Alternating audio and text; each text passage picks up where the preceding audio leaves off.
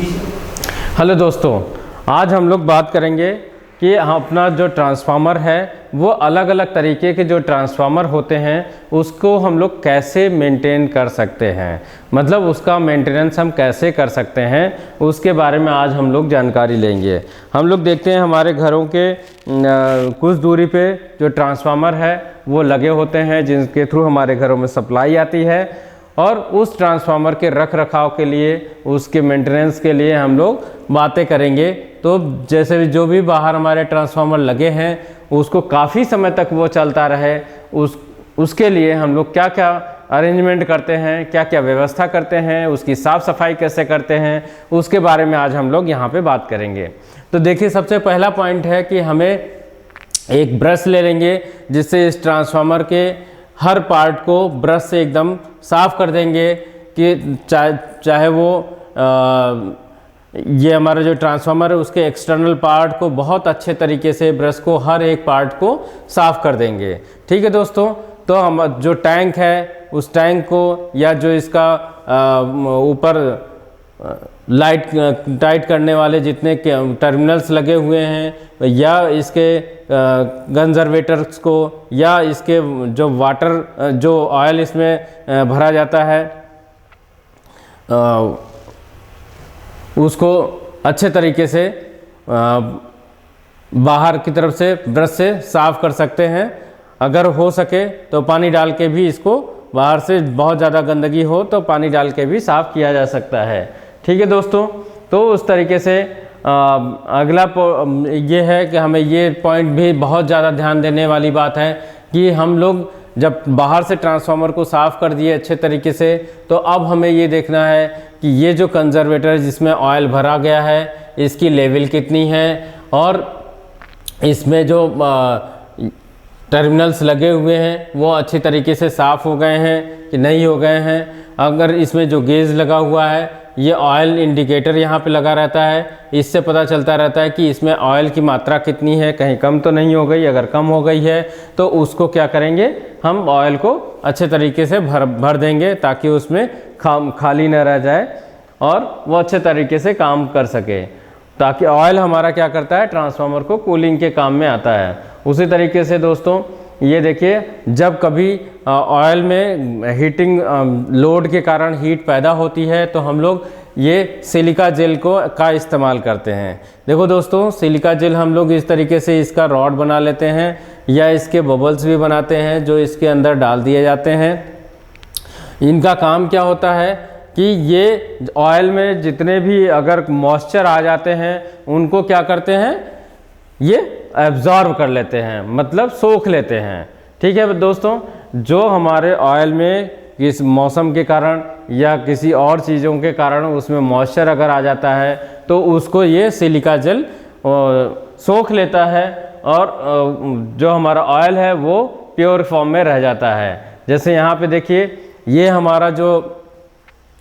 Oil level है इसमें breather में, तो यहाँ पे देखिए कोई ऑयल अगर नहीं रहेगा तो यहाँ पे क्या हो सकता है, बर्न हो सकता है। अगर ये ड्राई हो गया तो हम इसमें क्या करते हैं, ऑयलिंग कर देते हैं ताकि हमारा जो ये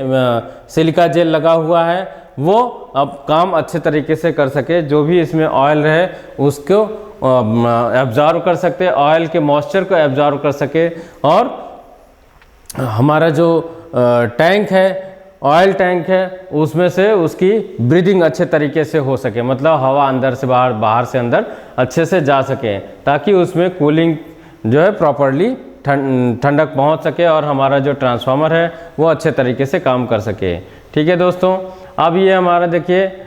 हंग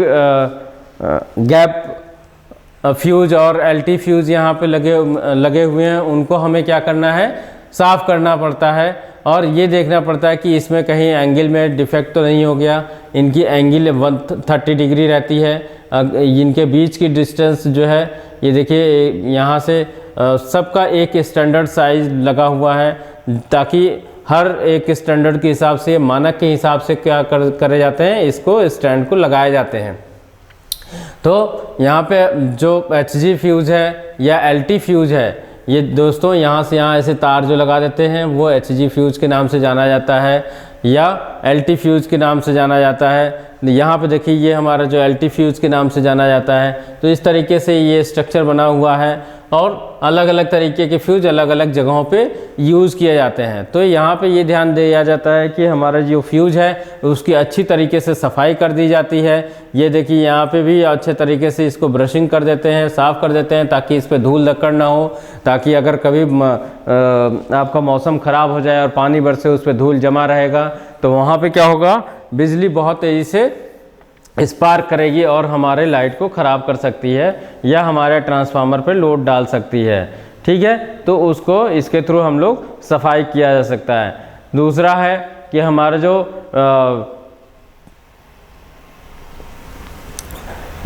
ये वेंटिलेट करने वाला जो पाइप है यहाँ पे जो लगी हुई हैं कई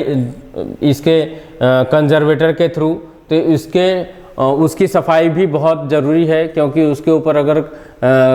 किसी पाइप में गंदगी बैठ गई है या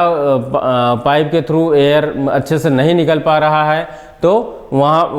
उसकी भी सफाई बहुत ज़रूरी है। तो उसको साफ़ करके हम लोग क्या कर सकते हैं कि एयर अच्छे से इनलेट आउटलेट हो सके और अच्छे से हमारी ट्रांसफार्मर की कूलिंग हो सके। इसलिए जो है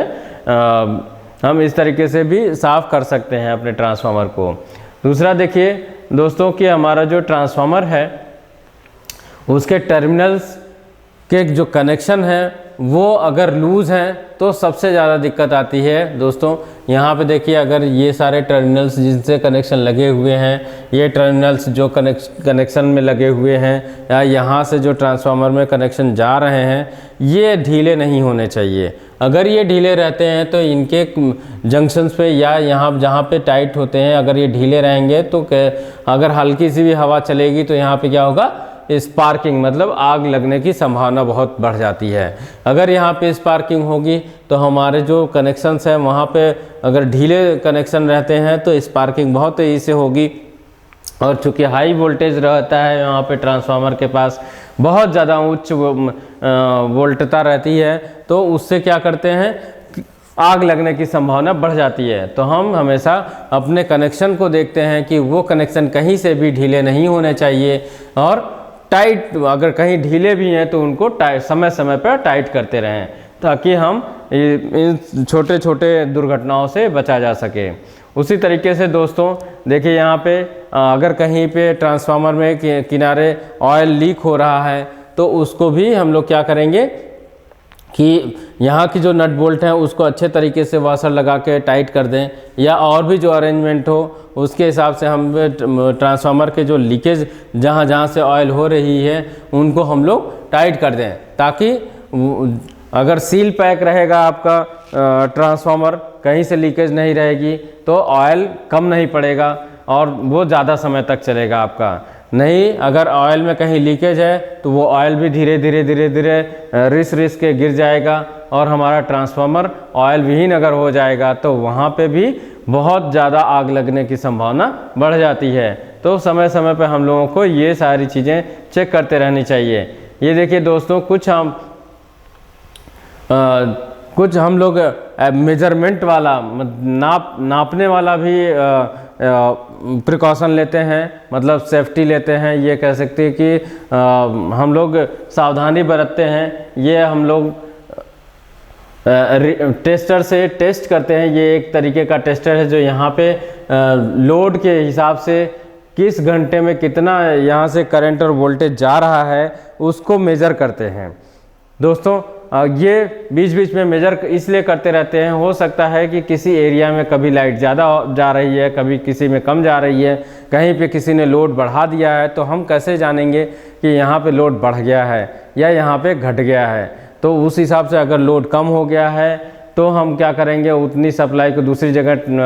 ट्रांसफ़र कर सकते हैं, और अगर लोड बढ़ गया है तो हम दूसरी जगह से सप्लाई वहाँ पे कनेक्ट करके दे सकते हैं। या ये देखते हैं कि हमारा जो ट्रांसफार्मर है उस पर अगर ओवरलोडिंग हो रही है तो हम कुछ देर के लिए उसकी सप्लाई को बंद करेंगे और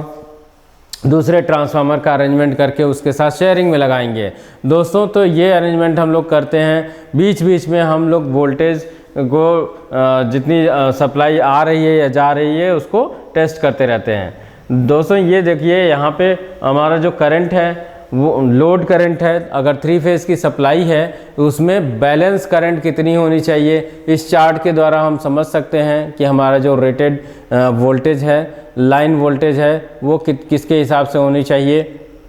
उसके बारे में। जैसे कि जितने किलोवाट का हमारा ट्रांसफार्मर होता है, यहाँ पे किलोवाट की यूनिट लिखी हुई है। अगर 1125 किलोवाट का ट्रांसफार्मर है तो उसके लिए कितना वोल्टेज की रिक्वायरमेंट होगी लाइन टू लाइन, वो यहाँ पे दिया हुआ है। ये देखिए 208 अगर वोल्टेज का ट्रांसफार्मर आउटपुट पे जा रहा है तो उसके लिए कितनी 332 वोल्ट की ज़रूरत पड़ेगी। अगर 220 वोल्ट का ट्रांसफार्मर आउटपुट पे जा रहा है तो 256 होना चाहिए। उसी तरीके से ये रेटेड वोल्टेज दिया हुआ है, जितने लोड का ट्रांसफार्मर है उसके हिसाब से रेटेड वोल्टेज यहाँ पे मेंशन किया हुआ है दोस्तों। तो ये हम लोग मेजर कर सकते हैं उससे कि हमारे तीनों फेज़ की सप्लाई कितनी जा रही है, वो उसके हिसाब से आ रही है कि नहीं आ रही है। अगर नहीं आ रही है तो कहीं पे भी अगर फॉल्ट है तो उसको दूर करते हैं। ठीक है दोस्तों, और हम लोग जो यहाँ पे देखिए जो तीनों फेज़ हैं उसका कनेक्शन के हिसाब से ये देखते हैं कि उसकी रेटिंग के हिसाब से उस पर ट्रांसफार्मर पे उतना ही वोल्टेज आ रहा है, उतना ही करंट आ रहा है कि नहीं आ रहा है। अगर उसमें कहीं कोई दिक्कत होती है तो दोस्तों हम उसको रिमूव करने की कोशिश करेंगे, या कहीं पे लोड के कारण अगर ट्रांसफार्मर पे ज़्यादा वज़न पड़ रहा है, या ये कह सकते हैं कि किसी जगह पे ज़्यादा रिक्वायरमेंट हो गई बिजली की, तो वहाँ से क्या हो गया, लोड इस पे ज़्यादा बढ़ गया, तो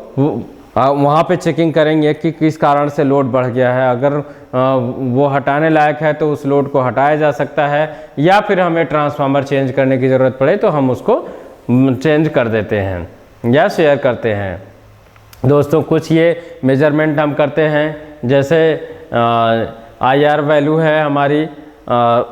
मेगा ओम में, तो इसको हम लोग कैलकुलेट करते हैं अलग अलग। जो उसमें ऑयल फिल करी जाती है उसको हम लोग चेक करते हैं। देखो दोस्तों यहाँ पे ऑयल जो है उसकी टेस्टिंग कैसे करते हैं, ट्रांसफार्मर ऑयल की टेस्टिंग कैसे करेंगे। एक